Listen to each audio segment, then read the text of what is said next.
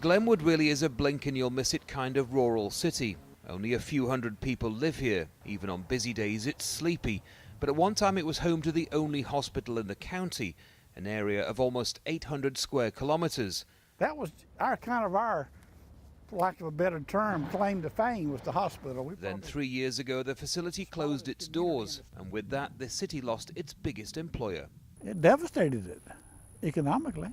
I mean, it just took away our lifeblood, our just the beginning of, it's a domino effect, the small towns. So, in a larger town, if you lose 120 jobs, you could probably overcome it. But here, it's just hard to do that. You had a rough day.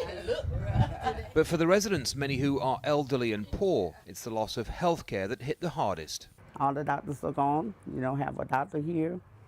So it would be good if we did have something.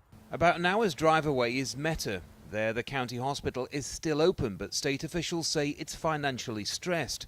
Like hundreds of other rural hospitals across the U.S., it's facing serious challenges. In the state of Georgia, there are around 2 hospital beds for every 1,000 people, but in rural communities, it's a very different picture.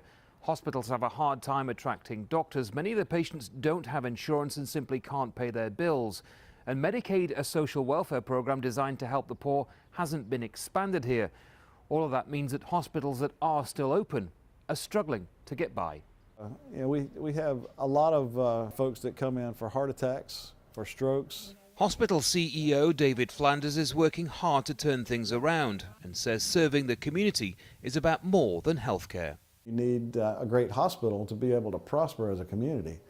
And that's kind of our mission, and that's kind of everybody that works here wants to take care of patients. They want to see this hospital survive, and they don't do it for monetary reasons, for sure.